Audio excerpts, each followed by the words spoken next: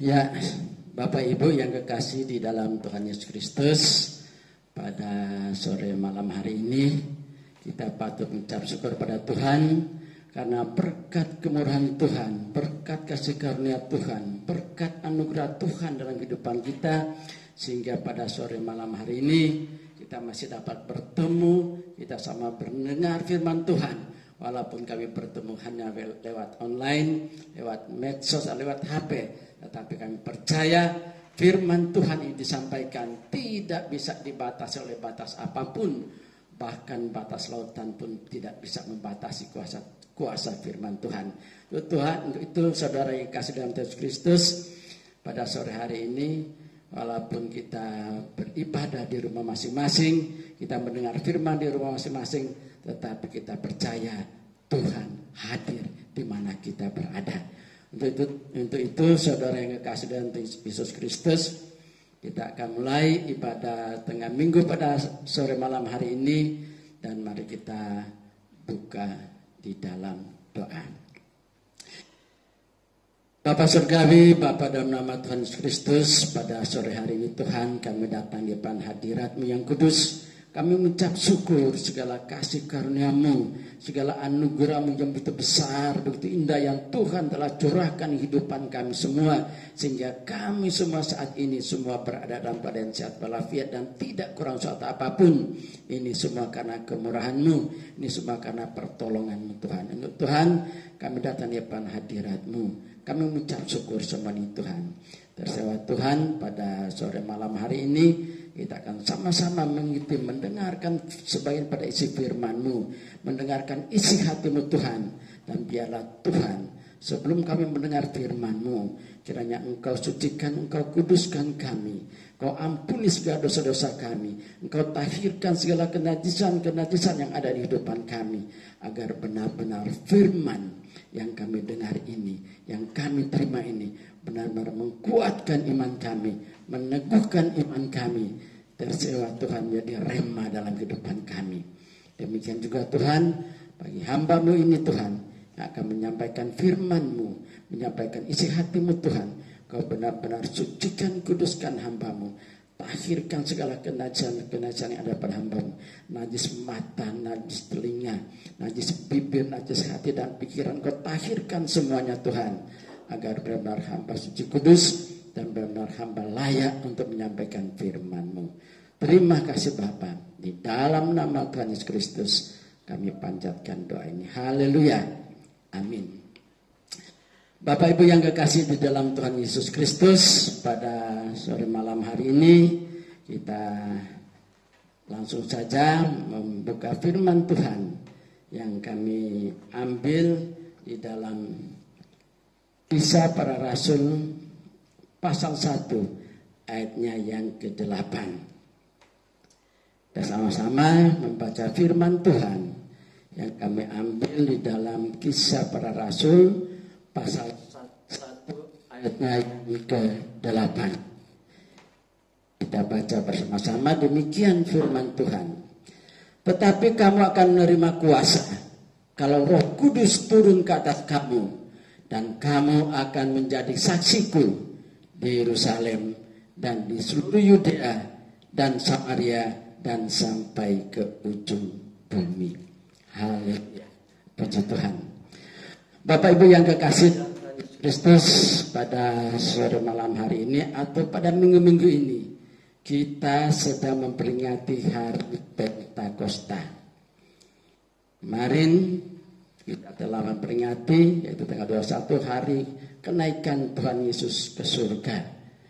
Dan saat ini, minggu-minggu Pentakosta, dan biasanya kalau tidak situasi saat ini seperti ini, kalau tidak ada virus COVID-19 ini atau Corona ini, kita biasanya memperingati Pentakosta ini, kita melakukan ibadah 10 hari atau melakukan doa 10 hari di gereja ini. Tetapi oleh karena ada COVID-19 ini, ada virus corona ini yang ada melanda dalam negara dan bangsa kita ini, sehingga saat ini kita mengikuti anjuran pemerintah, kita beribadah dan berdoa di rumah saja. Untuk itu Bapak Ibu yang kekasih dalam Tuhan Yesus Kristus, saat ini kita juga sama-sama memperingati hari Pentakosta walaupun kita ada di rumah masing-masing. Bapak Ibu yang kekasih dalam Tuhan, Pentakosta itu sebenarnya adalah hari raya Yahudi, di mana bangsa Yahudi yaitu memperingati hari Paskah dan hari ucapan syukur panen raya oleh bangsa Yahudi waktu itu, yaitu Pentakosta. Arti katanya adalah 50 hari. Tetapi kita tidak membicarakan masalah hari raya Pentakosta dengan ala atau kebiasaan dilakukan oleh bangsa Yahudi, tetapi kita akan masuk pada Pentakosta pengertian mana sesuai dengan iman kita. Jadi Bapak Ibu yang kekasih dalam Tuhan Yesus Kristus, Pentakosta artinya 50 hari, yaitu di mana kita memperingati sejak kebangkitan Yesus. Yesus Kristus itu bangkit selama 40 hari. Yesus itu ada dalam dunia ini, bergaul, berhubungan bersama-sama dengan, berkumpul dengan sama-sama dengan murid-muridnya. Masih kumpul dengan murid selama 40 hari. Dan setelah itu, hari yang 40, Yesus Kristus naik ke surga. Dan setelah 10 hari, yaitu hari ke-50, adalah hari turunnya Roh Kudus yang kita peringati sebagai hari Pentakosta, yaitu 10 hari setelah kenaikan Yesus ke surga. Bapak Ibu yang kekasih dalam Tuhan Yesus Kristus, kita kembali kepada nats kita pada sore hari malam hari ini, yaitu di dalam Kisah Para Rasul 1:8 dikatakan, tetapi kamu akan menerima kuasa kalau Roh Kudus turun ke atas kamu, dan kamu akan menjadi saksiku di Yerusalem dan di seluruh Yudea dan Samaria dan sampai ke ujung bumi.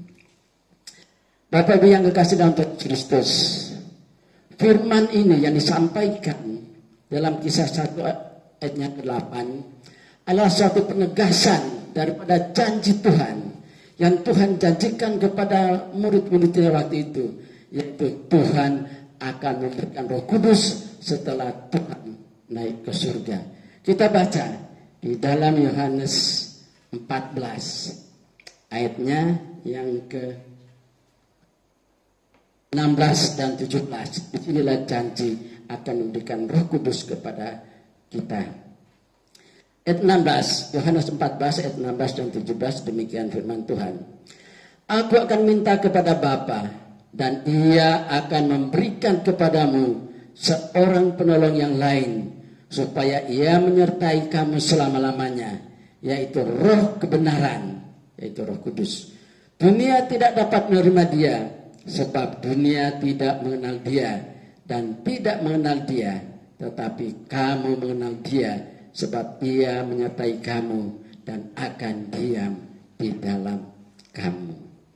Bapak Ibu yang kekasih dalam Tuhan Yesus Kristus, tadi kita sudah mendengar firman Tuhan, bahwa firman ini disampaikan kepada umat Israel, yaitu penegasan dari janji Tuhan di dalam Yohanes 14 ayat 16-17. Bapak Ibu yang kekasih dalam Tuhan Yesus Kristus, janji Tuhan akan memberikan roh penolong kepada kita. Setelah Yesus naik ke surga, Dia tidak akan membiarkan kita berjalan sendiri. Dia tidak akan membiarkan kita menjadi yatim piatu. Tidak ada penolong, tidak ada pendamping. Sehingga Tuhan memberikan janji, apabila Tuhan sudah naik ke surga, Dia akan memberikan roh penolong kepada kita, yaitu roh kebenaran, yaitu Roh Kudus.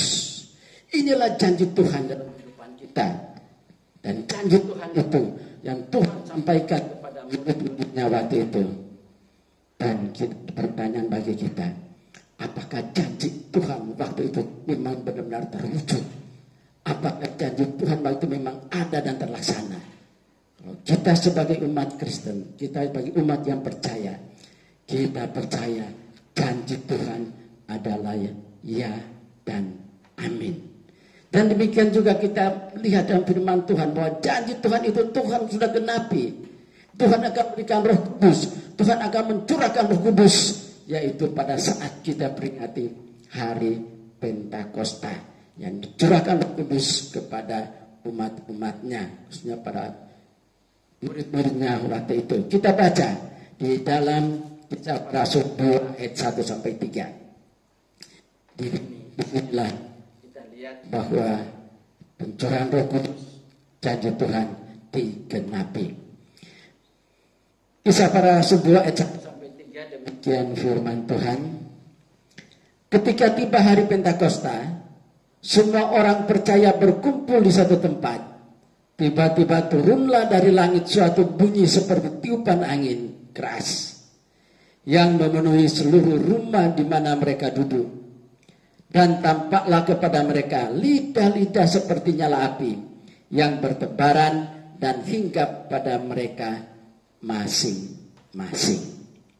Di sini Tuhan mewujudkan janji Tuhan. Tuhan akan mencurahkan kuasa, mencurahkan Roh Kudus pada umat-umatnya waktu itu, pada murid-muridnya. Bapak Ibu yang kekasih dalam Tuhan Kristus, wujud nyata Roh Kudus dicurahkan pada waktu itu, yaitu pada bentuk yang dapat dilihat oleh murid-muridnya waktu itu. Bentuknya pertama seperti tiupan angin keras, dan kedua seperti lidah api. Wujud itu yang Roh Kudus datang dan mewujudkan seperti tiupan angin keras dan lidah api, dan menghinggapi mereka semua, tetapi tidak terbakar. Karena itu adalah api Roh Kudus. Bapak Ibu yang kekasih dalam Tuhan Kristus. Dan setelah mereka mendapatkan curahan Roh Kudus, mereka mendapatkan urapan Roh Kudus, maka terjadilah perubahan dalam kehidupan mereka. Yaitu kita baca di dalam Kisah Para Rasul 2 ayat 4. Perubahannya terjadi adalah, maka penuhlah mereka dengan Roh Kudus, lalu mereka mulai berkata-kata dalam bahasa-bahasa lain seperti yang diberikan oleh Roh itu kepada mereka untuk mengatakannya. Haleluya. Perubahan pertama kita melihat bahwa mereka berbahasa lain.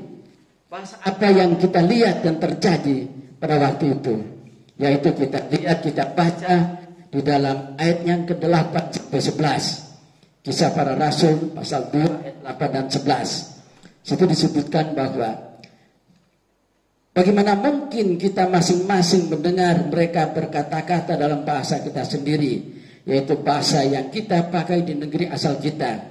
Kita orang Partia, Media, Elam, penduduk Mesopotamia, Yudea dan Kalipadokia, Pontus dan Asia, Frigia dan Pamfilia, Mesir dan daerah-daerah Libya dan seterusnya. Jadi pada waktu itu, mengapa orang-orang yang hadir pada itu, yaitu tidak hanya satu bangsa, karena orang-orang percaya pada waktu memperingati Pentakosta, mereka datang berkumpul semua di Yerusalem memperingati Pentakosta, dan mereka menyaksikan curahan Roh Kudus tercurah di dalam kehidupan orang percaya pada waktu itu. Bapak Ibu yang kekasih dalam Tuhan Yesus Kristus, dengan adanya pencurahan Roh Kudus, kehidupan mereka berubah total. Yang pertama, mereka hanya berkurung di dalam satu rumah, tidak berani keluar. Tetapi dengan ada curahan Roh Kudus, mereka sudah memiliki kuasa dan keberanian untuk menceritakan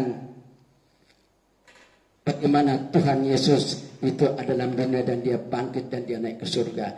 Mereka menjadi saksi dan memberitakan firman Tuhan, memberitakan Injil kepada siapapun orang-orang yang ada pada waktu itu. Dan mereka Tuhan penuh dengan kuasa pada waktu itu. Dan kedua, setelah mereka mendapatkan curahan Roh Kudus, pertama yaitu mereka menjadi penuh kuasa, punya keberanian menceritakan Injil, dan kedua mereka punya kuasa mujizat-mujizat, yaitu di mana setelah mereka mendapatkan urapan Roh Kudus, rasul-rasul itu punya kuasa menyembuhkan sakit penyakit, orang lumpuh disembuhkan semuanya yang kita apapun. terjadi dalam kehidupan mereka setelah mereka mendapatkan curahan Roh Kudus. Bapak Ibu yang kekasih dalam Tuhan Yesus Kristus, apakah janji Tuhan yaitu mencurahkan Roh Kudus hanya terjadi pada umat yang percaya pada waktu itu? Apakah janji Tuhan pencurahan Roh Kudus hanya diurapi, disampaikan, dicurahkan pada murid-muridnya pada waktu itu? Tidak, saudara yang kasih dalam Tuhan Yesus Kristus. Kita percaya bahwa janji Tuhan dari dulu, sekarang, sampai selama-lama tetap ada. Karena firman itu, janji Tuhan adalah firman, dan firman itu kekal sampai selama-lamanya. Dan kita yakin dan percaya juga lah janji Tuhan juga berada dan terjadi dalam kehidupan kita. Kita percaya juga saat ini, pada zaman ini kita akan dapat menerima janji Tuhan. Kita akan menerima urapan Roh Kudus. Kita akan menerima janji Tuhan, yaitu Tuhan mengurapi kita dengan kuasa Roh Kudus, sehingga kita juga memiliki kuasa seperti kuasa yang diberikan pada murid-muridnya waktu itu. Tetapi karunia-karunia Roh Kudus itu memang diberikan berbeda-beda kepada kita semua. Tetapi ini janji Tuhan, kita akan mendapat karunia Roh Kudus, kuasa Roh Kudus. Bukan hanya pada waktu itu, bukan hanya kepada murid-murid Tuhan, tetapi saat ini juga kita adalah murid-murid Tuhan. Amin. Karena kita percaya, kita ngamini bahwa kita ada saatnya ada murid-murid Tuhan. Kita percaya janji itu Tuhan juga akan berikan pada kita. Tetapi ada syaratnya. Syaratnya pertama kita baca di dalam Kisah pasal 2 ayat yang 38. Kisah 2 ayat 38. Saya bacakan. Demikian firman Tuhan.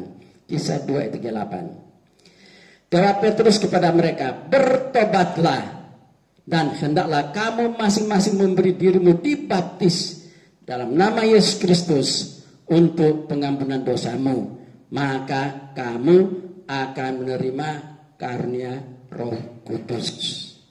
Jadi syarat pertama kita akan menerima curahan Roh Kudus, karunia Roh Kudus, pertama kita harus bertobat. Kita harus ada perubahan dalam kehidupan kita. Karena hidup dia yang lama kita ganti dengan hidup yang baru. Kita penuh dengan hidup kedagingan yang mementingkan kehidupan duniawi. Sekarang kita lepas semuanya itu. Kita lepas dan kita mengampun pada Tuhan. Kita benar-benar ada pertobatan, ada perubahan hidup kita, dan kita benar-benar menyerahkan diri pada Tuhan. Kedua, kita akan mendapatkan urapan Roh Kudus. Kita akan mendapatkan curahan Roh Kudus. Kita lihat syaratnya di Kisah Para Rasul 5 ayat yang ke-32. Kisah Para Rasul 5 ayatnya yang ke-32. Demikian firman Tuhan. Dan kami adalah saksi dari segala sesuatu itu. Kami dan Roh Kudus yang dikaruniakan Allah kepada semua orang yang mentaati Dia.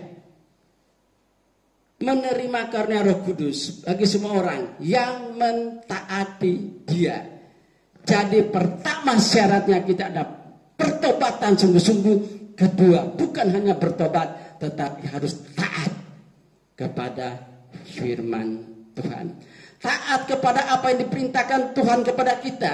Kita harus taat dan setia kepada kita. Benar-benar kita mengimani bahwa Yesus Kristus adalah Tuhan dan Juru Selamat kita. Dan kita melakukan segala perintah-perintahnya. Kita melakukan semua yang ada di dalam firman Tuhan. Dan itu kita akan mendapatkan kuasa daripada Roh Kudus. Pertama kita bertobat, kedua taat. Dan kalau kita sudah menerima curahan Roh Kudus, yaitu di dalam Kisah Para Rasul 1 ayat 8 tadi katakan bahwa kalau Roh Kudus turun ke atas kamu dan kamu akan menjadi saksiku di Yerusalem. Maaf, ayat 8 lagi pertama. Tetapi kamu akan menerima kuasa kalau Roh Kudus turun atas kamu dan kamu menjadi saksiku. Setelah kita menerima kuasa, kita akan setelah kita mendapatkan curahan Roh Kudus, kita akan memiliki kuasa dari Tuhan. Kita mendapatkan kuasa dan kita akan menjadi saksinya. Haleluya. Bapak Ibu yang kekasih dalam Tuhan Yesus Kristus, kalau waktu itu murid-muridnya mendapatkan kuasa sehingga mereka dapat menyembuhkan sakit penyakit dan mereka dapat membawa orang bertobat, waktu itu yang bertobat di dalam khotbah Petrus ada 3.000-an orang. Dan kita percaya juga saat ini kalau kita benar-benar datang pada Tuhan, kita akan mendapatkan curahan Roh Kudus. Kita juga akan mendapatkan kuasa. Ini kesaksian. Kuasa menyembuhkan orang sakit. Saya sendiri pernah dimintakan tolong oleh teman. Dia lewat telepon saja. Dia bilang anaknya ujuk-ujuk. Anaknya tiba-tiba tidak bisa berjalan. Dia minta doa. Dan saya doakan. Besok anaknya belum bisa. Anaknya belum bisa berjalan. Belum bisa berjalan. Dia telepon saya. Pak, anak saya belum bisa berjalan. Ini istri saya sudah bingung. Minta bawa ke dokter. Tapi saya bilang, tunggu nanti Pak Berti gimana. Dan besoknya, hari kedua atau hari ketiga, kira-kira saya masih dalam perjalanan kendaraan, saya dapat telepon, kira-kira telepon agak siang, kira-kira jam 11 atau setengah 12. Dia telepon, Pak Berti, anak saya sudah berjalan dengan girang. Saya kok tiba-tiba langsung ngomong, berjalannya tadi jam 9. Kok Pak Berti tahu? Saya tidak tahu. Kok saya langsung bilang jam 9? Dia bilang iya jam 9. Jadi anaknya lumpuh mahal. Tidak berjalan 2 hari. Terus dia berjalan, dia telepon saya. Telepon saya ada siang. Dia bilang ke saya, dia bilang anaknya berjalan jam 9. Iya. Dia kaget, saya tahu. Saya juga kaget, kenapa saya bisa tahu. Betul. Tetapi saya percaya ini adalah kuasa Tuhan. Dan saya juga mengalami kuasa-kuasa lain. Ada orang yang minta supaya, ada orang membongkar rumah, dia minta supaya saya memberikan cuaca terang. Waktu itu musim hujan. Dan waktu itu dia bongkar rumah, sore telepon saya. Pak Berti, terima kasih. Ini sudah selesai bongkar, atap sudah selesai tertutup, hujan. Dia terima kasih kepada saya. Tapi saya juga berpikir, itu atau kebetulan atau tidak. Tetapi saya yakin dan percaya, ini adalah kuasa Tuhan. Tuhan yang berikan kuasa. Ada lagi, saya waktu kita 2 minggu tidak hujan. Saya ini ada tegalan kecil, saya nanam 2 minggu tidak hujan. Itu memang masih terang sekali. Saya berdoa, berikan hujan, tanaman saya sudah mau mati. Besok tidak, hari kedua terang dan hari kedua hujan. Hujan saya kaget, kok bisa ya? Terus terang lagi, saya minta hujan lagi. Itu terjadi hujan. Istri saya juga tahu. Saya juga ada orang punya hajat minta terang. Ini saya percaya juga kita memang ini janji Tuhan juga terjadi dalam kehidupan kita. Bukan pada siapa-siapa. Karena janji Tuhan itu bukan hanya berlaku pada murid-murid Tuhan waktu itu. Pada umat Israel waktu itu. Karena saat ini kita ada murid-murid Tuhan. Kalau memang kita benar-benar berserah kepadanya, kita akan mendapatkan kuasa itu juga. Ada juga orang pernah kehilangan. Dompetnya jatuh. Telepon saya juga dalam perjalanan luar kota di kendaraan, telepon, Pak Berti, dompet saya jatuh. Saya tiba-tiba saya bilang, itu di tempat ini, di pinggir jalan. Akhirnya dicari di tempat yang saya tunjukkan. Pada saya, bukan di Pacitan, waktu itu cuma di telepon. Kok langsung tiba-tiba saya ngomong di tempat itu. Mereka cari. Ternyata anak di tempat itu. Yang punya pulang, ada orang bawa dompetnya. Tanya, kamu ketemu di mana? Di mana? Di sini, tempat itu, di tempat sini. Pas persis seperti yang saya sebutkan. Pada waktu saya sebutkan cuma tiba-tiba. Setelah saya sebutkan baru saya sadar. Loh kok saya bilang tempat itu? Padahal saya belum berdoa. Setelah saya bilang baru saya berdoa. Saya minta pada Tuhan, benar-benar tunjukkan kuasa-Mu, benar-benar dompet ada di situ. Dan betul ketemu di situ. Inilah kuasa Tuhan. Jadi Bapak Ibu yang kekasih dan Kristus, inilah kesaksian. Karena kita sudah katakan dalam Kisah 1 ayat 8, kalau kita sudah diberikan curahan Roh Kudus, kita akan mendapat kuasa dan menjadi saksi. Kita itu dapat kuasa. Dan saya mengalami sendiri. Kuasa itu ada. Saya mengalami sendiri.